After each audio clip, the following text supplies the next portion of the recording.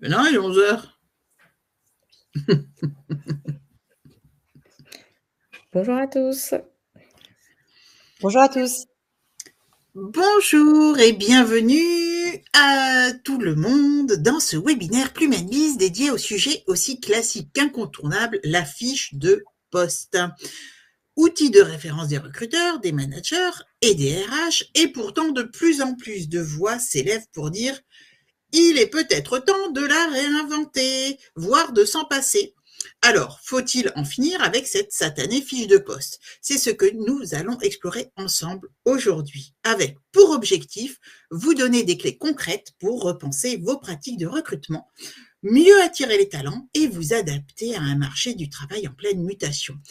Et qui mieux que mon invitée Isabelle Rouen pouvait m'accompagner pour traiter ce sujet? Alors Isabelle, est-ce que tu peux te présenter, s'il te plaît? Eh ben, merci beaucoup. Bonjour à toutes et tous et merci pour l'invitation, chère Corinne. Donc, moi, je suis Isabelle Rouen. J'ai fondé il y a 7 ans un cabinet de recrutement spécialisé dans le recrutement de dirigeants, principalement sur les sujets de la tech, la data et de l'IA. Mon métier, en fait, c'est le futur du travail, sur lequel je me passionne depuis 7 ans. J'ai publié 2 livres sur ce sujet. Voilà, j'en prépare un 3e. Je suis également l'autrice d'un podcast. En termes de clients, je travaille aussi bien avec des PME qu'avec des grands groupes. Et comme je l'ai dit, le gros des profils dont je m'occupe sont des profils tech, data et IA. Et la mission de Colibri Talent, c'est de contribuer à l'employabilité du plus grand nombre, à l'essor des métiers du futur et à l'évolution des organisations. Merci Isabelle. Et pourquoi Plume & Biz s'intéresse à ce sujet finalement du recrutement? Donc moi je suis Corinne Diemânche, je suis la fondatrice de Plume & Biz. Aujourd'hui, et d'ailleurs vous pouvez la voir sur vos écrans dans les pastilles, dans les petits trucs images là. Morgane nous accompagne. Donc au back office, on a également Simon de Webikeo qui est avec nous. Si vous avez un souci quel qu'il soit, vous pouvez lui envoyer un petit mot dans le chat. Notre mission Plume & Biz, c'est de permettre aux organisations d'améliorer la productivité et la fidélisation de leurs collaborateurs en créant un univers professionnel que nous voulons plus équitable, plus épanouissant pour tous et respectueux de chacun et aussi de notre belle planète. Notre ambition, c'est de repenser le monde du travail en faisant correspondre les besoins des dirigeants et également leurs contraintes avec les attentes des employés. Nous sommes un cabinet de conseil RH et nous travaillons sur l'engagement des collaborateurs essentiellement. L'entreprise a été créée en janvier 2023. Nos clients sont essentiellement des PME, mais au sens très large, donc de 15 à peu près 300 ETP, tout secteur d'activité, partout dans la France, et nous sommes situés à Paris. Nous sommes également organisme de formation. Depuis le mois de septembre dernier, certifié Calliope. Alors, avant de démarrer, je vais vous demander de nous éclairer dans le chat. Quel est votre métier? Quels sont vos enjeux? Pourquoi est-ce que vous avez souhaité nous rejoindre aujourd'hui autour de ce sujet de la fiche de poste? Et ce n'est pas par simple curiosité, c'est tout simplement pour mieux vous répondre et adapter aussi nos réponses en fonction de vos propres préoccupations. Alors, démarrons par quelques chiffres, déjà pour poser le décor.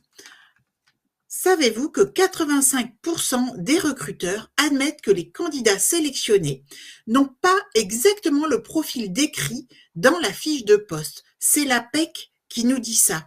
Pourtant, 92% des offres d'emploi restent structurées exclusivement autour d'un format plutôt figé, qui est souvent un copier-coller d'un poste précédent à un poste qui s'ouvre.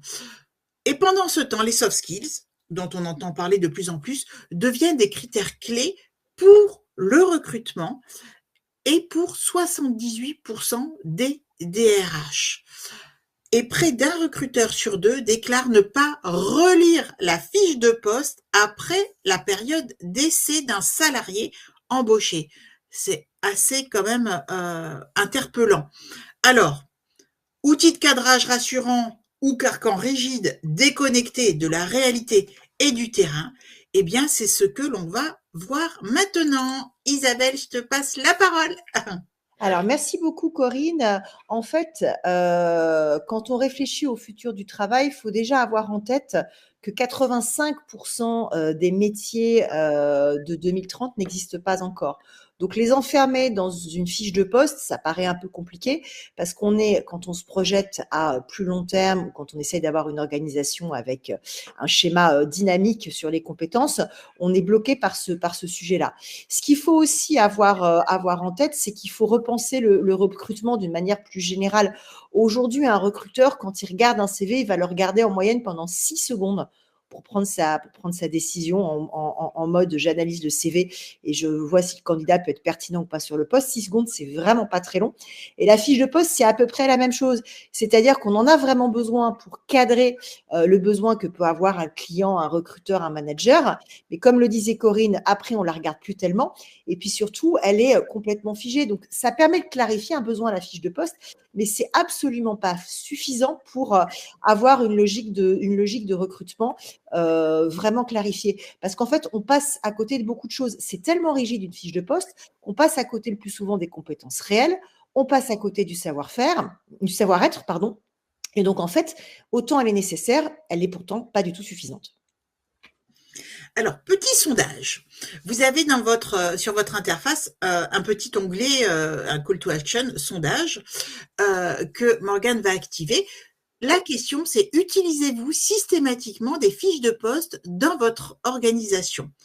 Oui ou non? Donc, je vous remercie d'y répondre. Et la question que l'on va vous poser ensuite, là, ce n'est pas un sondage, c'est si oui, dans quel but? Et là, je vous demande de répondre dans le chat. Donc, si vous utilisez systématiquement des fiches de poste dans votre organisation, pour les recrutements évidemment, pourquoi? Dans quel but? Donc, on vous laisse répondre. Hop. Eh bien, 86% d'entre vous utilisent systématiquement des fiches de poste. Donc, Isa, il y a du boulot pour déconstruire cette fiche de poste. Ça ne veut pas dire que c'est bien ou c'est pas bien. Il y a zéro jugement de valeur. Voilà. Et dans les réponses, on voit donc comprendre le besoin de recrutement, avoir les réponses à nos attentes, atteindre une audience ciblée, cadrer le besoin. Et merci pour toutes vos réponses. Merci beaucoup. Donc, avançons. Alors, la fiche de poste, déjà, moi, je vais vous donner ma définition. Là, vous avez une définition qui s'affiche, moi, je vais vous donner la mienne. Pour moi, la fiche de poste, c'est une sorte de carte d'identité d'un emploi au sein d'une entreprise qui vise à encadrer les fonctions d'un employé, quelle que soit la nature de son contrat ou de son statut. Elle comprend toutes les informations nécessaires au bon accomplissement de la mission confiée aux collaborateurs. Alors, le caractère obligatoire ou non de la fiche de poste fait souvent débat au sein des entreprises. Certains salariés la réclament, on l'a vu tout à l'heure, merci à la personne qui a dit qu'elle voulait revoir en fait sa fiche de poste. Et parce qu'il y a derrière les entretiens annuels, donc c'est vrai que ça permet de générer un débat en fait, d'avoir quelque chose de concret. Donc certains employés, certains salariés la réclament à leur manager, d'autres n'ont même pas conscience et connaissance de son existence, voire de son utilité. Alors généralement, elle est remise à la signature du contrat de travail. Elle permet de connaître les contours d'un emploi et les attentes de l'employeur. Et lors de l'entretien annuel ou d'un entretien quel qu'il soit, entretien annuel d'évaluation des performances ou autre, elle peut servir finalement, comme je vous le disais, de support pour notamment la fixation des objectifs ou reconsidérer le poste effectif. Ces objectifs, elle revêt trois objectifs. Un, pour le salarié, donc elle donne à la fois un cap et encadre son travail en lui donnant des missions et des objectifs précis. Pour l'employeur, elle va verrouiller le périmètre d'un poste et lui permettre d'évaluer le salarié. Et enfin, pour les ressources humaines, elle permet de cibler le profil du candidat lors du recrutement et d'identifier des besoins en formation. Que contient cette satanée fiche de poste? En règle générale, c'est bien sûr pas exhaustif. Alors, la loi n'encadre absolument pas la fiche de poste, ni son contenu, qui est laissé finalement libre à l'entreprise, qui peut être finalement assez imaginatif sur le contenu. Pour être la plus complète possible, la fiche de poste doit décrire avec précision le poste en question, mais aussi les qualités attendues du candidat. Un intitulé exact, des missions ou les missions, les savoir-être, donc les soft skills, les savoir-faire, donc les compétences techniques, attendues pour le poste, la rémunération, le nombre d'heures de travail hebdomadaire ou mensuel ou annuel pour réaliser, accomplir en fait les missions, les moyens humains et financiers mis à disposition du salarié également, s'il doit gérer un budget ou pas pour la réalisation de ses tâches. Il faut également mentionner la liaison ou les liaisons et les rattachements hiérarchiques, éventuellement les risques encourus si le poste en comporte, ainsi que les consignes de sécurité à respecter. Ce n'est absolument pas exhaustif. Vous pouvez ajouter tout un tas d'éléments complémentaires à cette fiche de poste. Je pense par exemple à la mobilité ou à des choses comme ça. Isa. Alors, merci beaucoup, Corinne. Il y a d'autres choses aussi qu'on peut rajouter à la fiche de poste, par exemple l'implantation du poste, la part de télétravail. C'est aussi souvent des choses qui sont précisées en complément de la mobilité que tu mentionnais. Après, le sujet, c'est que une fiche de poste, ça a tendance à beaucoup enfermer, et notamment à beaucoup enfermer sur le diplôme et l'école qu'on a fait. Et pourtant, 67% des employeurs estiment que les soft skills sont aujourd'hui plus importantes que le diplôme dans un recrutement. Et 50% des recruteurs utilisent déjà en fait des tests de compétences dans leur processus de recrutement. Donc, ce qui est en train de se passer et ce qu'on voit arriver en fait dans le recrutement du futur, c'est quelque chose de plus dynamique que la seule fiche de poste et un recrutement beaucoup plus basé sur les compétences avec beaucoup moins de critères statiques et quelque chose qui bouge. Par exemple, sur le diplôme, moi, ce que j'ai l'habitude de dire, c'est qu'on est passé d'un diplôme qui était un passeport, donc qui avait une durée de vie de plus ou moins 10 ans, à aujourd'hui un diplôme qui est parfois simplement devenu un visa. On a des formations ou des qualifications qui, au bout de 6 mois, 1 an, sont déjà en partie obsolètes. Donc, quand on enferme tout ça dans une seule fiche de poste sans regarder de manière dynamique les compétences nécessaires sur le poste, c'est parfois un peu limitant dans le recrutement et surtout, on peut passer à côté de très beaux profils. Les limites de la fiche de poste traditionnelle, et ça, on les voit dans le slide suivant, en fait, elles sont au nombre de 4. D'une part, c'est une définition qui est extrêmement figée, comme je le disais précédemment. Il y a une mise en avant excessive des diplômes et de l'expérience. Ça, c'est très français aussi. On a moins ça dans le système anglo-saxon. Et si on veut arriver à passer sur un recrutement plus polyvalent et plus axé sur les compétences versus ce qu'on a fait déjà, et comme tu disais, Corinne, parfois un copier-coller de la fiche de poste du prédécesseur, c'est important d'élargir un petit peu ça. Il y a aussi assez peu de place laissée aux soft skills et au potentiel. C'est-à-dire que souvent, ça, on mentionne compétences de savoir-être, esprit d'équipe, agilité. Donc, on coche un peu la case avec des mots un peu bateaux, mais sans aller au fond du sujet. Or, les soft skills, elles sont nécessaires, elles sont évaluables. Il y a des mises en situation qui sont tout à fait possibles de façon à pouvoir recruter sur le potentiel et l'affinité entre les collaborateurs et les pratiques d'une organisation. Et puis enfin, les fiches de poste, elles sont parfois complètement déconnectées de la réalité des métiers en transformation. J'ai démarré mon intervention dans le webinaire en vous disant que 85% 60% des métiers de 2030 actuellement n'existaient pas encore. On assiste à une transformation très, très forte des métiers depuis 2 ans avec l'essor de l'IA générative et son adoption. Et en fait, si on enferme tout ça dans une fiche de poste traditionnelle, on risque de passer à côté de ces sujets-là. Le recrutement par les compétences, et ça c'est peut-être dans le slide suivant, Morgane, le recrutement par les compétences aujourd'hui, il est basé autour de 3 piliers. Le premier pilier, c'est les compétences techniques, les fameuses hard skills. Elles sont en constante évolution et je vais y revenir après. Le deuxième pilier, c'est tout ce qui est soft skills, les compétences comportementales et en particulier tout ce qui est intelligence émotionnelle, adaptabilité. Et quand je pense à l'adaptabilité, je pense à l'adaptabilité, à la culture d'une organisation. On a un vrai sujet là-dessus, en fait, particulièrement avec l'essor du remote, de voir comment les équipes peuvent matcher avec une organisation, comment la culture peut matcher, ce qui est plus difficile quand on a un peu moins de rituels dans les équipes. Et enfin, par exemple, la créativité. Le troisième point, c'est vraiment de mettre en avant, dans le recrutement par les compétences, le potentiel d'évolution.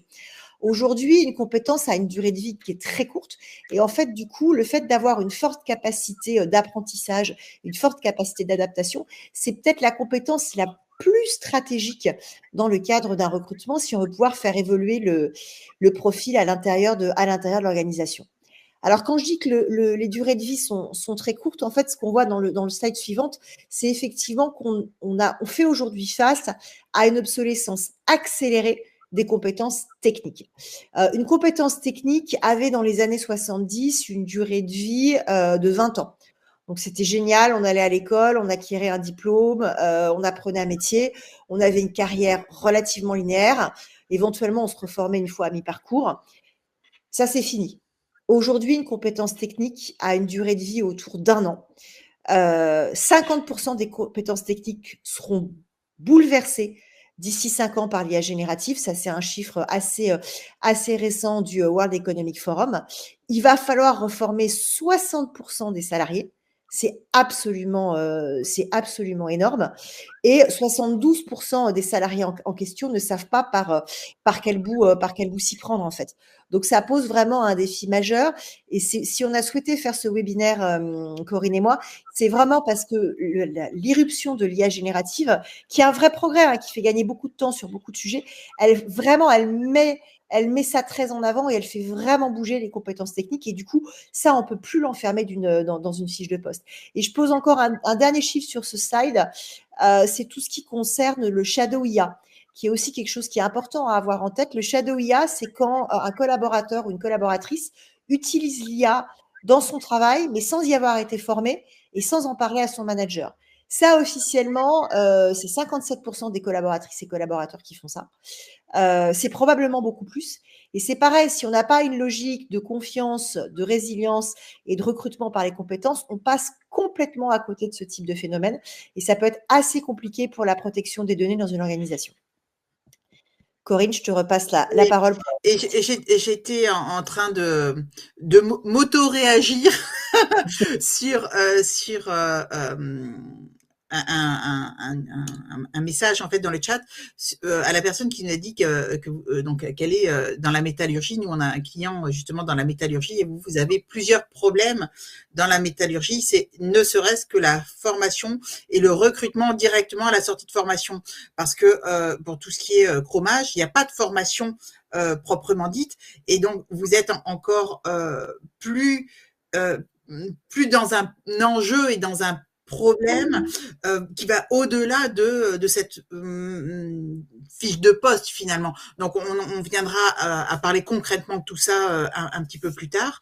Et donc du coup, l'impact en fait, et si vous l'avez bien compris, ce qui est en jeu ici, c'est bien plus qu'une simple méthode de recrutement. C'est l'impact direct sur l'engagement des collaborateurs et leur fidélité à l'entreprise. Donc tout notre monde évolue sacrément vite. Moi, les chiffres annoncés par Isabelle me font un petit peu peur. Hein. Voilà, une compétence et une formation, une certification finalement qui n'est valable que1 an. Au secours, comment on fait? Ça veut dire qu'il faut être sans arrêt finalement en formation, de reformation, de remise en question. Et ben pourquoi pas? Donc ça veut dire un vrai bouleversement dans notre quotidien RH. Alors premier point clé, l'alignement pour engager finalement ses collaborateurs et les amener à être plus fidèles à l'entreprise, eh bien déjà l'alignement avec les valeurs et la culture de l'entreprise. Donc, quand on recrute, au-delà des compétences techniques, on vous l'a dit, eh ben, il faut également s'appuyer sur les soft skills et la posture. On attire des personnes qui doivent partager réellement l'ADN de l'entreprise. Le résultat, finalement, ce que l'on vise, c'est un meilleur fit dès le départ, moins de dissonance, des collaborateurs qui se sentent tout de suite à leur place. Et c'est pour cela que l'on va aller chercher d'entrée des collaborateurs qui sont plus en adéquation avec les valeurs, la culture de l'entreprise. Deuxième effet positif, une intégration plus fluide et une montée en compétences plus rapide. Pourquoi ? Parce que les soft skills, comme la curiosité, l'adaptabilité ou la collaboration, cette envie de travailler en commun, vont faciliter l'apprentissage, la prise d'initiative, la communication. Un salarié aligné avec la culture, c'est un salarié qui s'adapte plus vite et qui s'implique plus tôt. Il y a un chiffre qui dit, enfin, une donnée qui dit qu'un salarié, pour être réellement productif et donc rentable, entre guillemets, pour l'entreprise, il lui faut entre 2 à 3 ans d'adaptation à son nouvel environnement, son nouveau contexte professionnel. Donc, il faut vraiment travailler cet engagement dès le recrutement et cette fidélisation également très, très tôt. Enfin, donc un bénéfice très concret, si on a travaillé cet engagement dès le recrutement, eh bien une réduction des coûts liés au turnover. Recruter mieux, c'est recruter aussi moins souvent. Et lorsqu'on intègre un collaborateur qui se projette dans la durée, qui se sent valorisé pour ce qu'il est et pas seulement pour ce qu'il sait faire, eh bien, derrière, la fidélisation suit naturellement. En principe, tout au moins. Et pour appuyer tout ça, 73% des salariés estiment que leur entreprise gagnerait à évaluer davantage les soft skills dès le recrutement. C'est une source Hello Work qui nous dit ça. Et donc là, on est devant en fait un signal fort. Les collaborateurs eux-mêmes attendent qu'on prenne en compte ce qu'ils sont autant que ce qu'ils savent. Donc l'enjeu, c'est bien de recruter plus intelligemment pour mieux engager, mieux intégrer et mieux garder les talents qui feront grandir finalement votre organisation, votre entreprise. Pourquoi le recrutement par compétences favorise-t-il également la diversité et l'inclusion ? Vous savez, on parle beaucoup de RSE, alors avec tout ce qu'on peut aussi voir dans nos actualités actuellement, mais c'est quelque chose quand même qui est très fort. Pourquoi ? Déjà, on constate une réduction des biais liés au diplôme et à l'expérience. Les méthodes de recrutement traditionnelles peuvent favoriser de fait certaines écoles, certains parcours, que l'on peut voir aussi sur les fiches de poste. On peut voir dans les fiches de poste les parcours nécessaires. Nous, on a des clients où dans les fiches de poste, on voit les parcours, les écoles pour pourvoir au poste.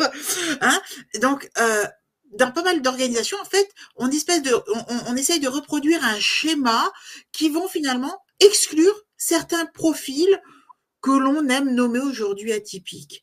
Mais avec un recrutement centré sur les compétences, les critères deviennent beaucoup plus objectifs et finalement aussi inclusifs.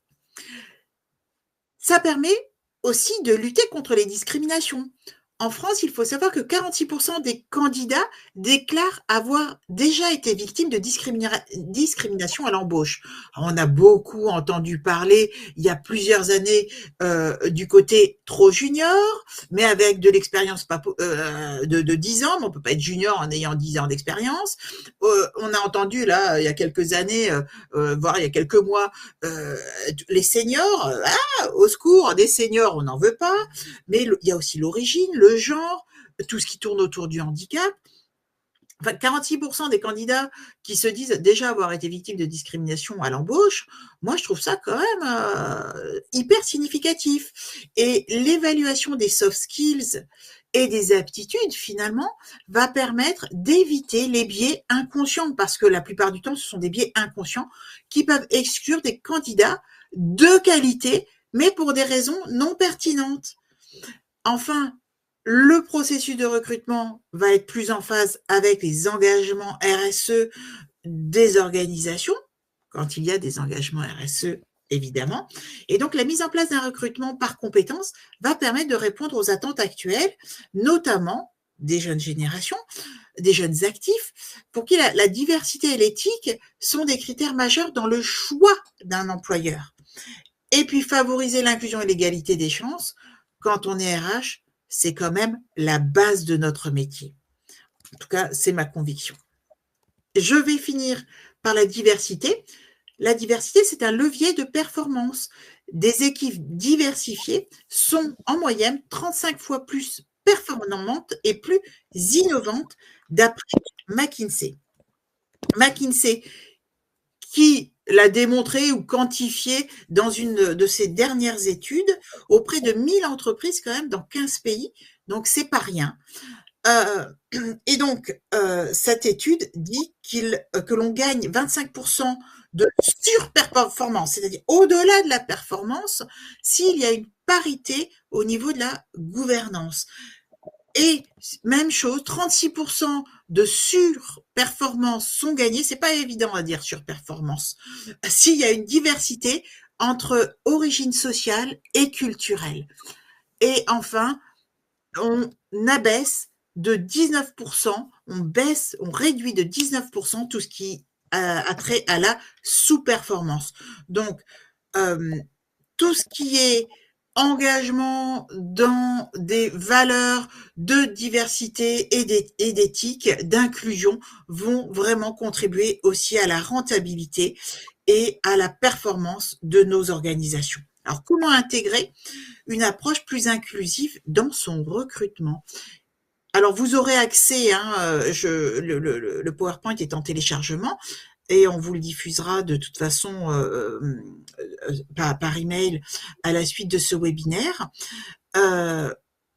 Mais pour intégrer donc cette approche plus inclusive dès son recrutement, eh bien, il faut déjà définir des critères objectifs et mesurables basés sur les compétences, pas que hard skills, pas que compétences techniques, savoir-faire, donc être sur les savoir-être également, former les recruteurs et les managers à la lutte contre les biais inconscients. Nous en avons tous, il faut lutter contre, et c'est pas évident.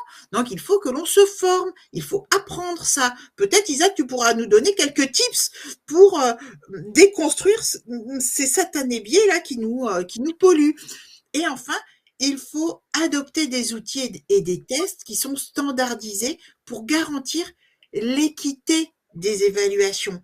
J'ai trop vu des tests techniques, mais hyper poussés, bien au-delà de ce que l'on a besoin dans un poste, ou des tests de personnalité dont, au final, on n'a pas forcément besoin dans le poste. Alors, que nous dit la réglementation? Parce que, mine de rien, aujourd'hui, on sait que cette réglementation ou les réglementations ou tout ce qui est légal évolue très, très vite. Mais finalement, Isa, toi, tu es sur le terrain, donc c'est beaucoup plus ta connaissance que la mienne. Peut-on réellement se passer des diplômes dans une offre d'emploi? Est-ce que c'est légal? Voilà, les critères de non-discrimination, finalement, je viens de parler de l'éthique et de l'inclusion, mais quid au niveau légal? Et enfin, sur cet encadrement des tests de compétences et d'aptitudes, où on en est de tout ça? Alors, c'est très complexe, en fait. Le métier de recruteur est très encadré, mais par des réglementations qui ont tendance à s'empiler. Je vais commencer par la non-discrimination. Ça, c'est très clair, c'est encadré depuis très longtemps. Un recruteur n'a absolument pas le droit de discriminer sur 5 critères qui sont le genre, les générations, l'orientation sexuelle, l'origine sociale et culturelle et le handicap. C'est pas simplement lié à la fiche de poste. Ça veut dire qu'on n'a pas le droit de poser des questions sur l'état de santé d'un candidat. On n'a pas le droit d'archiver des données sur tous ces sujets-là et c'est parfaitement normal. Néanmoins, il y a d'autres sujets de données sur lesquels il y a de réglementation.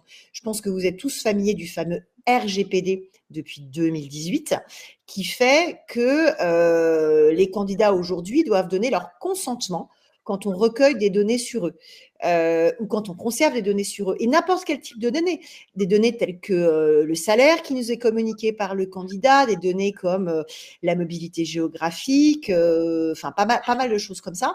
Ça, là-dessus, il faut demander le consentement au candidat pour que ces données puissent être conservées dans ce qu'on appelle un CRM candidat, un ATS, une façon de traquer les candidatures et de garder des comptes rendus d'entretien. Et ce consentement, il est borné dans le temps. Donc, en fait, régulièrement, au bout de 2 ans, on doit cleaner, nous, nos bases de données pour ne pas garder de la donnée trop longtemps qui, de toute façon, serait devenue obsolète. Il y a aussi un encadrement qui est en train d'arriver via l'IA Act. L'Europe, l'Union européenne, a réglementé l'usage de l'IA. Ça a été voté en août 2024, c'est rentré en application partielle et ça va finir de rentrer en application l'année prochaine. Ce qu'il faut avoir en tête, c'est que l'IA, c'est une réglementation par les risques. Le premier risque, c'est les risques inacceptables, donc concrètement la reconnaissance faciale. Le deuxième risque, c'est les risques très importants, les risques très élevés, l'accès à l'eau, à l'énergie, à la santé, à l'éducation et à l'emploi. Donc, en fait, ça veut dire que tous les recruteurs aujourd'hui, on va être soumis à l'IA Act avec une notion de réglementation, de risque très élevé, pardon. Et je reprends là les propos d'un avocat. Il me dit c'est velu, l'IA Act, en termes de modalités d'application. Et en fait, le sujet, c'est que les réglementations, elles s'empilent nonobstant les réglementations précédentes. Donc, ça fait porter sur les entreprises qui recrutent, pas simplement sur les cabinets, le fait d'être compliant sur la discrimination, sur le RGPD, sur l'IA Act, et ainsi de suite. Donc, c'est vraiment une partie qui est très, très complexe à adresser. Et je suis pas du tout anti-réglementation. Encore une fois, notamment sur la réglementation sur la non-discrimination, c'est vraiment bien que celle-ci, elle ait été posée. Mais quand vous faites 3-4 couches de réglementaire, ça simplifie pas forcément la vie de tout le monde et surtout c'est pas toujours dans l'intérêt des candidats, notamment sur l'historisation des informations. Donc ça c'est vraiment un point sur lequel je voulais insister en mode vie ma vie. Après si on passe un peu à la suite sur IA et recrutement, en fait, il faut savoir qu'il y a 5 tâches qu'on peut confier à une IA dans un recrutement. Et c'est pour ça que je vous parlais autant de l'IA Act. La première, c'est la présélection des CV.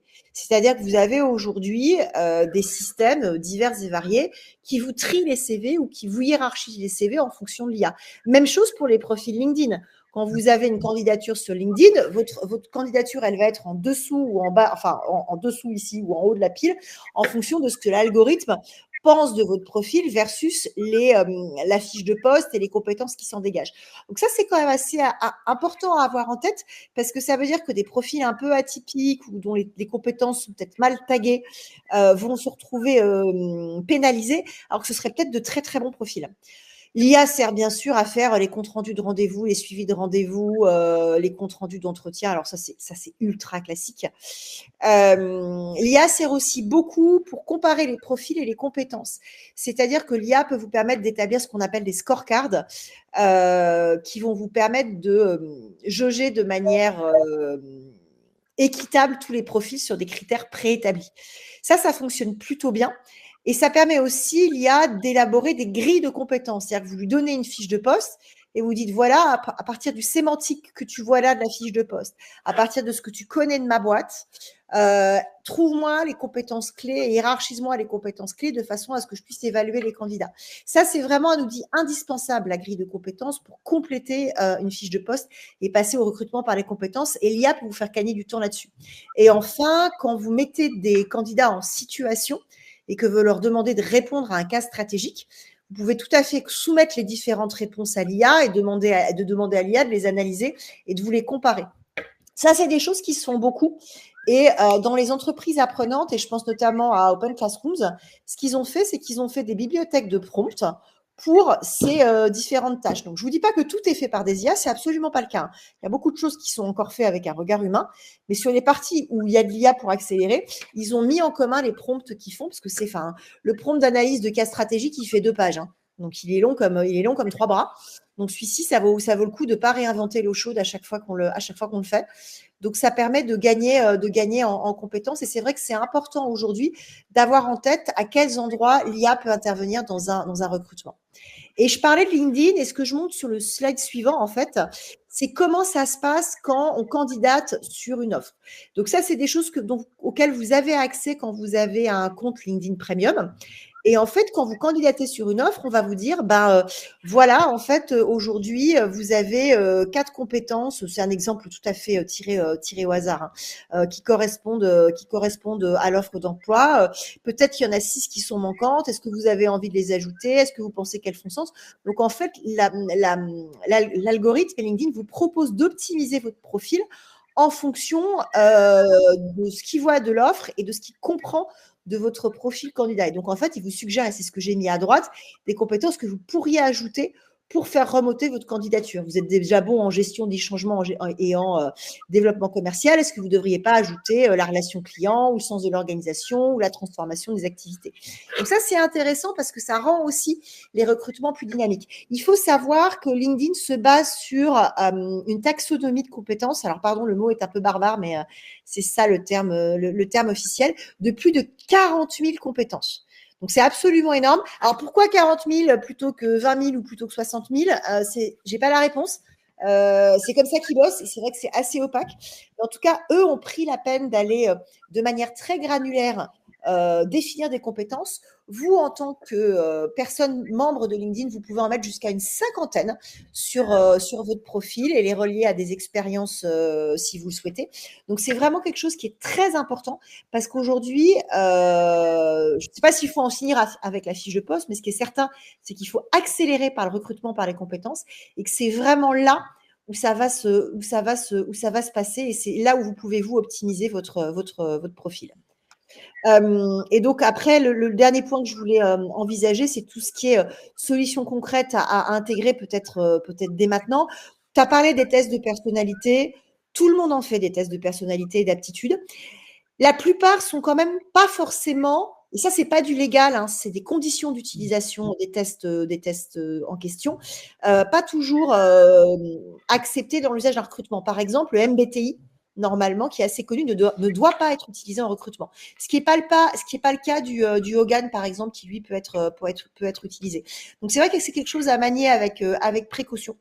Elisa, pourquoi il ne peut pas être utilisé parce que les gens qui ont conçu le MBTI ont mis en gros, c'est super pour de la outplacement, c'est super pour du coaching, on ne veut pas que ce soit utilisé pour du recrutement, et merci, bisous. D'accord, ok. On respecte. Il n'y a pas merci, bisous. Mais effectivement, le MBTI, les concepteurs du MBTI n'ont pas souhaité qu'il soit utilisé en recrutement. Donc, c'est une des exceptions à avoir en tête. Typiquement, moi, j'utilise du 16 compétences et un peu de Hogan qui, eux, sont autorisés en recrutement. Et en fait, ce que je demande le plus souvent, c'est que le candidat passe son test et me l'envoie volontairement. Comme ça démine le sujet légal aussi à partir du moment où c'est lui qui a souhaité vous envoyer quelque chose en considérant que c'était dans son intérêt légitime de vous partager l'information. On peut considérer qu'il est forcément consentant. Ce qui est quand même beaucoup plus simple et beaucoup plus déjà beaucoup plus transparent. Donc moi je préfère ça dans la relation candidat. Il y a aussi tout ce qui est assessment et mise en situation. Les business cases, les jeux de rôle, c'est vraiment des solutions très concrètes de façon à pouvoir avoir des manières dont les gens vont se comporter après quand ils prendront leur poste. Ça peut se faire en live, mais ça peut aussi se faire en distanciel, ça peut aussi se faire via des parcours de recrutement en ligne, de la gamification. Il y a pas mal de choses, des technos qui évoluent là-dessus. Donc, c'est vraiment des choses qui apparaissent. Et enfin, il y a tout ce qui est matching de compétences qui peut se faire avec l'IA. Moi, je n'en utilise pas à ce niveau-là. J'ai testé pas mal de solutions. Ça marche bien. Après, je trouve que ça cadre un peu trop les choses. Et comme je fais personnellement du recrutement vraiment sur mesure et de la haute couture, j'estime qu'à cet endroit-là, c'est un peu comme quand on brode le foulard Hermès et qu'on fait les points à la main sur le côté. Je préfère les faire moi-même et faire l'assessment et le matching de compétences sur des compétences que j'ai vraiment jaugées et avec un CRM candidat très bien documenté. Donc, il y a beaucoup de data, mais le matching, je le fais moi encore à ce stade. Mais peut-être que j'évoluerai là-dessus. En tout cas, c'est quelque chose que je regarde beaucoup, mais j'ai peur que ça enferme si on se bloque dans une seule solution. Donc voilà où j'en suis moi à ce stade de mes réflexions. Merci.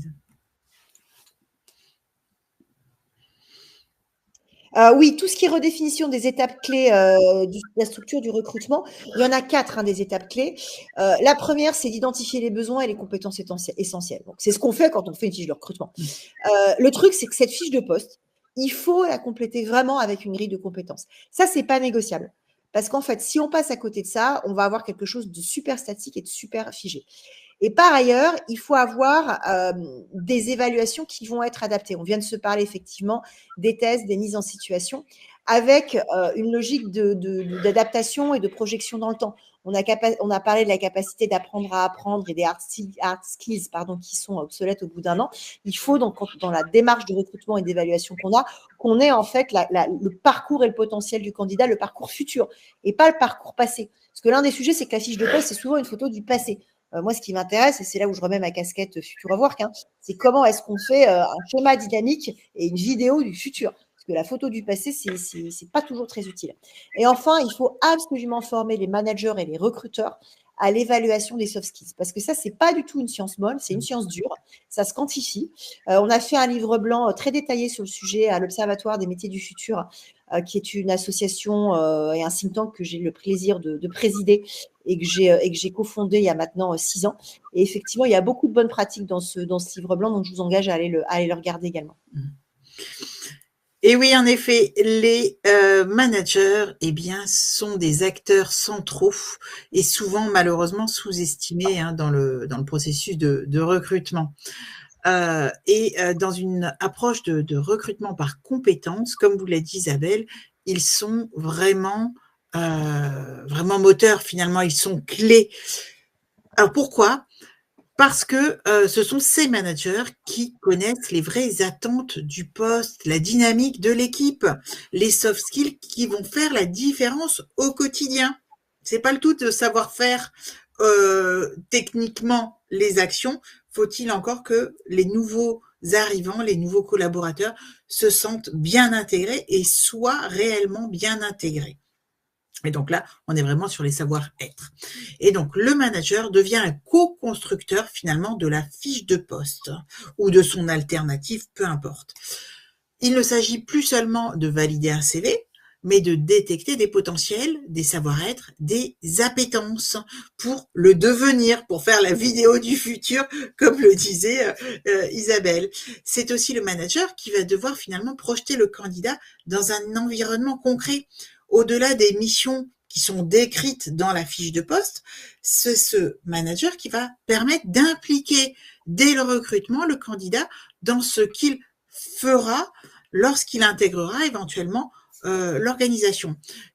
Quelle capacité il a à apprendre, quelle posture il a face au changement, ce candidat, quelle compatibilité il a également avec la culture de l'équipe, soit de l'entreprise, mais peut-être parfois plus précisément avec l'équipe. Et enfin, c'est le manager qui va préparer le terrain de l'intégration. Si le recrutement a été fait avec une vraie lecture de compétences, la suite logique, c'est l'onboarding réussi, l'intégration du collaborateur, du nouveau collaborateur réussi et une montée en compétences rapide pour diminuer ce laps de temps. Là, tout à l'heure, je vous disais 2 à 3 ans pour être rentable et donc autonome dans le poste. Et bien, plus on va onboarder de manière réussie, performante le collaborateur, plus cette montée en compétences et cette installation dans le poste va être également rapide et efficace. Donc, mais pour que ces managers puissent vraiment jouer leur rôle dans le recrutement par compétences, encore faut-il leur en donner les moyens. Et comme vous le disiez Isabelle, ça ne s'improvise pas. Ce n'est pas simplement changer la grille d'entretien ou supprimer la fiche de poste. On l'a vu, cette fiche de poste est nécessaire parce qu'elle permet quand même de poser le décor. Encore faut-il ajouter tout ce qui traite des compétences et avoir des outils également qui permettent d'accélérer la performance de ce recrutement. C'est une approche qui va demander un vrai changement de posture pour les managers, entre autres. Il va falloir qu'ils soient capables d'évaluer les soft skills, de repérer des potentiels, au moins un potentiel, même sans parcours linéaire, de sortir également des réflexes de clonage ou de copier-coller de profils. Beaucoup de managers, malheureusement, n'ont jamais été formés au recrutement. Je pense que vous avez dû voir passer dans la presse certains chiffres. On parle quand même de 62% des managers, ça c'était en 2022, qui n'ont jamais été formés au recrutement. Et quand ils l'ont été, c'est via des approches classiques centrées sur l'expérience et le diplôme. Et il y a un manager sur deux qui avoue ne pas connaître les techniques d'évaluation des soft skills. Donc les former, c'est les aider à mieux comprendre ce qu'ils recherchent au final, à poser les bonnes questions, à décoder les signaux faibles, ce qu'on appelle les signaux faibles, et surtout à objectiver leurs choix pour éviter leur biais. J'y reviens. C'est aussi une manière de renforcer la collaboration entre RH et manager avec un langage commun autour des compétences attendues et de la culture d'entreprise. Bref, former les managers, c'est pas une option, c'est la clé pour faire du recrutement un vrai levier de transformation durable de l'organisation. Je vais vous donner quelques exemples alors de grandes structures qui ont mis en place quelque chose d'assez créatif, donc le recrutement sans CV. Chez Google, par exemple, le recrutement a été longtemps basé sur des critères extrêmement académiques d'excellence. Mais depuis plusieurs années, l'entreprise a complètement évolué. Alors pourquoi ? Parce qu'après avoir analysé les données internes recueillies lors des recrutements, Google a constaté que les meilleures performances ou les meilleurs performeurs n'étaient pas nécessairement ceux issus des grandes écoles ou des parcours les plus prestigieux, mais ceux qui savaient travailler en équipe, résoudre des problèmes, apprendre vite et gérer la complexité étaient pour la plupart dans la team des performeurs. Résultat, les diplômes ou le diplôme n'est plus un prérequis pour postuler à de nombreux postes, notamment les postes techniques et commerciaux. L'accent a été mis également sur tout ce qui est learning abilities, les soft skills et la capacité d'adaptation.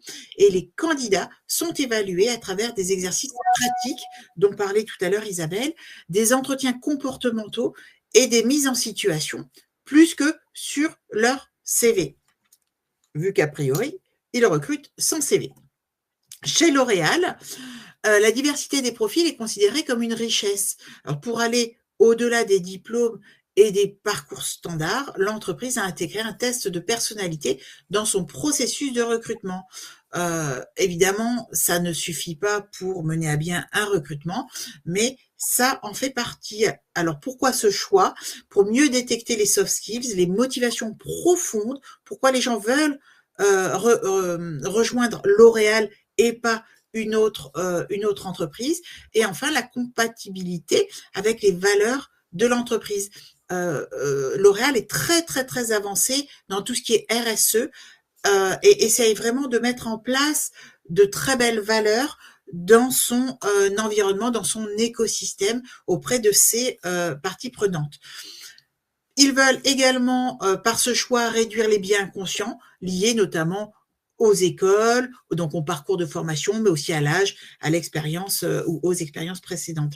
Alors, comment ça marche ? Eh bien, les candidats passent un test basé sur l'analyse de leur langage écrit, leur performance comportementale et leur style cognitif, ce qui permet d'identifier des profils à fort potentiel y compris atypiques, et qui n'auraient peut-être jamais été retenus sur la base du CV seul. Une entreprise dans un autre, dans l'industrie, Michelin, la priorité chez eux est donnée aux compétences comportementales, appelées donc les savoirs, chez eux, ils appellent ça les savoirs agir, plutôt qu'aux diplômes et aux lignes qui sont absolument géniales sur les CV. Et d'ailleurs, on voit de plus en plus de CV trafiqués. Lisa, je ne sais pas ce que tu penses du côté trafic de CV ou embellissement. J'en pense qu'il faut vérifier. Moi, je fais des prises de ref assez poussées Ah oui. avant de faire une offre. Et il y a des sociétés dont c'est vraiment le métier d'aller valider, entre guillemets, l'ensemble du parcours d'un CV. Donc, vérifier auprès de l'école que le diplôme, il est bien vrai. Vérifier auprès des précédents employeurs que c'était bien ces postes-là occupés à ces dates-là, etc. C'est un métier. Oui. J'ai un client dans une administration, une agence gouvernementale, qui me disait qu'il à l'ARS pour ne pas les citer, qui me disait, le recruteur, qu'en fait ils avaient failli embaucher 2 personnes au trop beau CV, et c'est en faisant justement ces prises de référence qu'ils se sont aperçus que les salaires avaient été complètement j'allais dire déguisés ou réadaptés, que les expériences étaient complètement falsifiées. Enfin, c'est vrai que cette prise de référence est quand même extrêmement importante.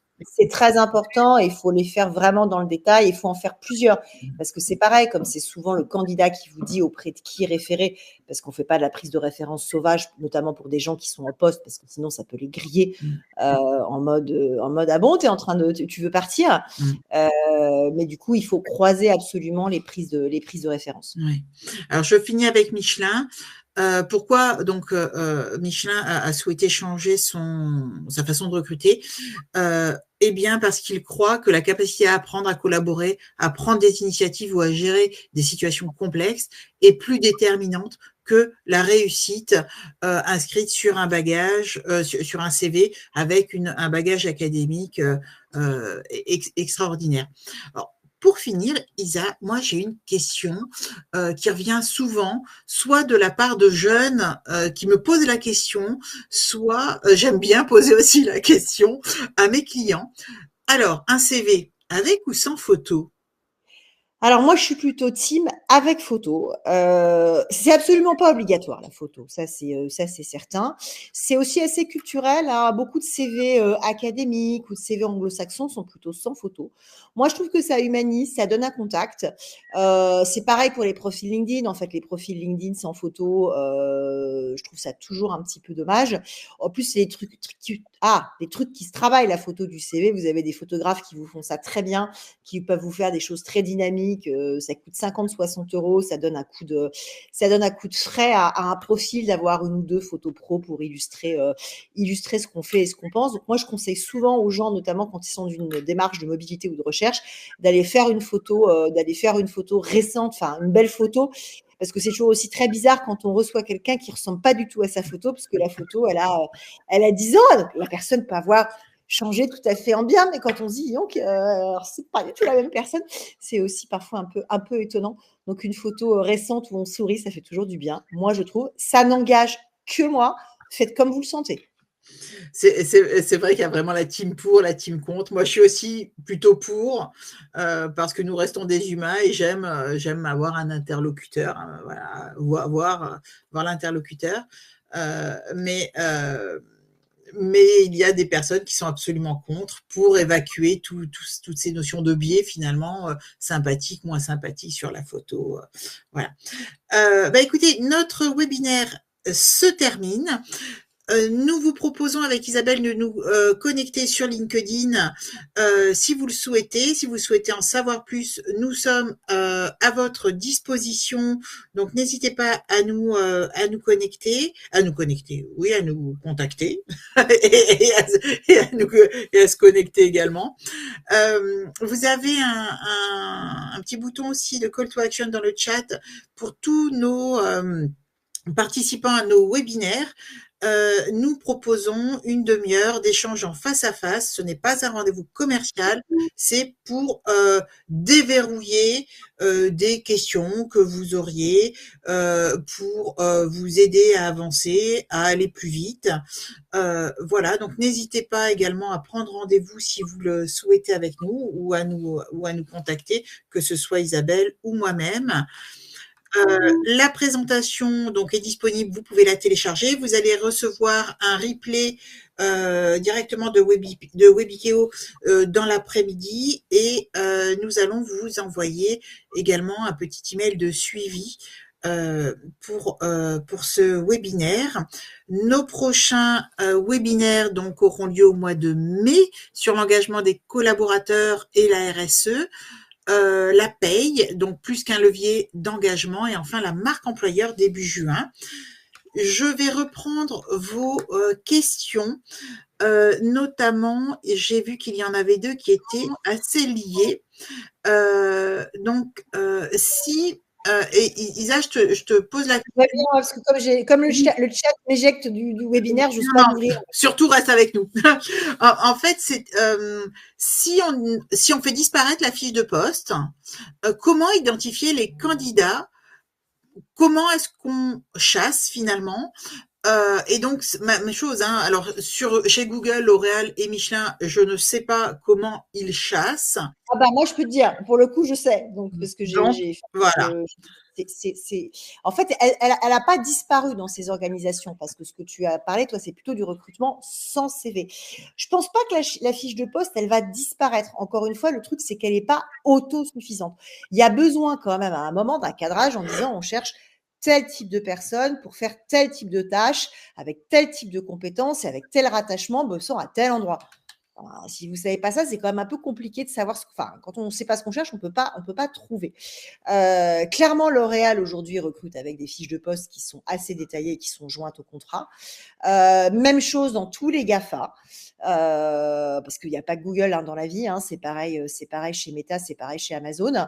Par contre, ce qu'il faut savoir, c'est que les gens sont très formés dans les boucles de recrutement. Je vais vous parler du recrutement chez Meta, mais c'est exactement la même chose chez Google. Et juste pour être très transparente, j'ai travaillé 3 ans chez Meta.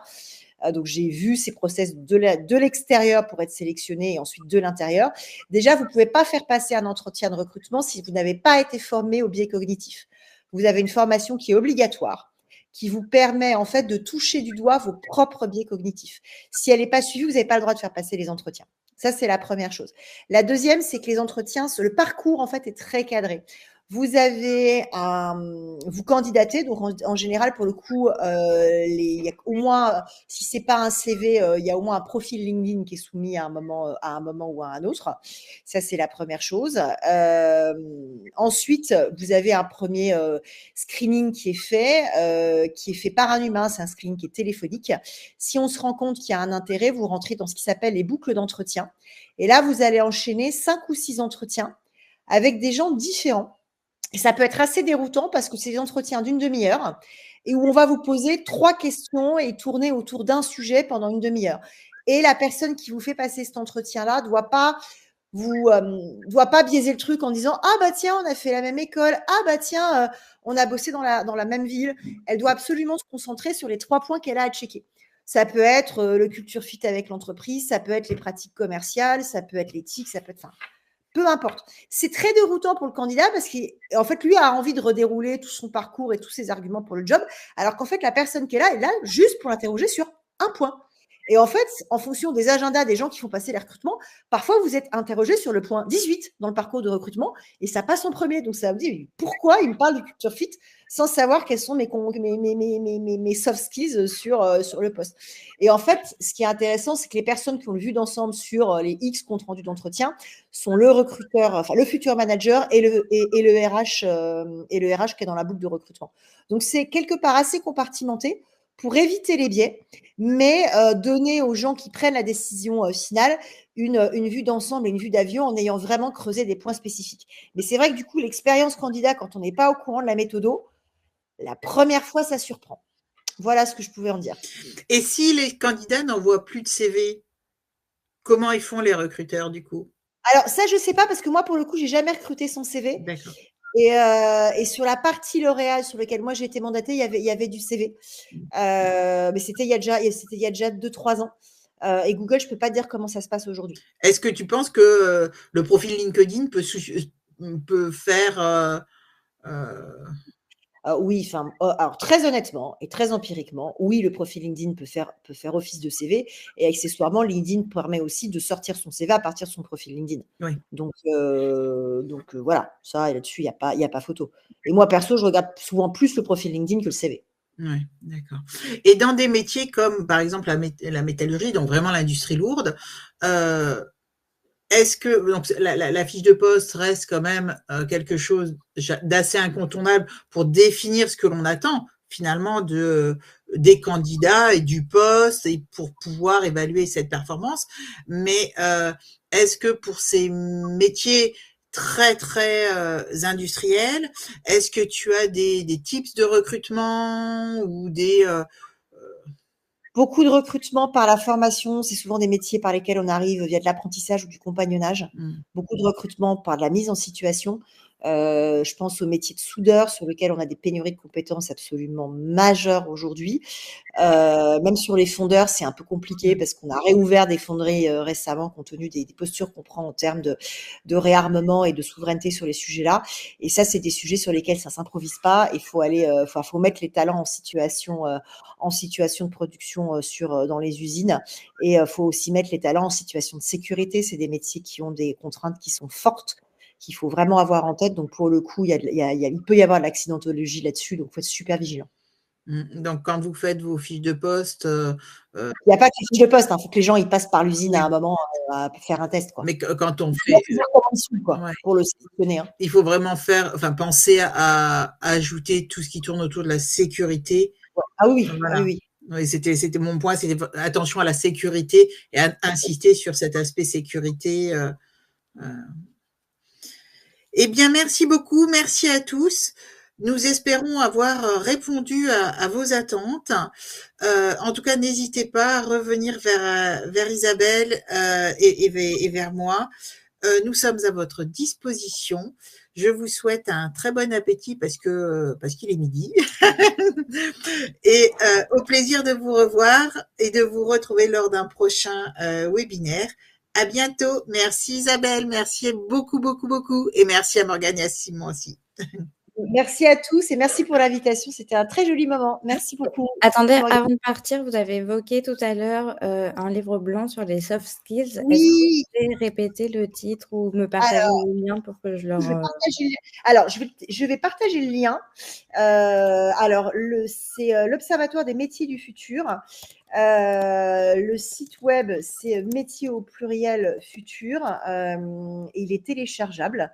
Métier au pluriel. Le titre, c'est les soft skills, clés du succès pour les métiers du futur. Je vous envoie alors, j'ouvre le chat. Si je disparais, je m'excuse.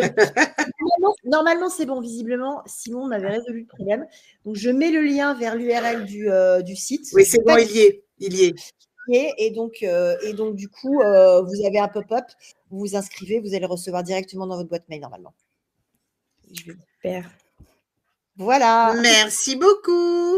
À bientôt. Merci Isabelle, merci encore. Merci à tous, à bientôt. Au revoir, merci.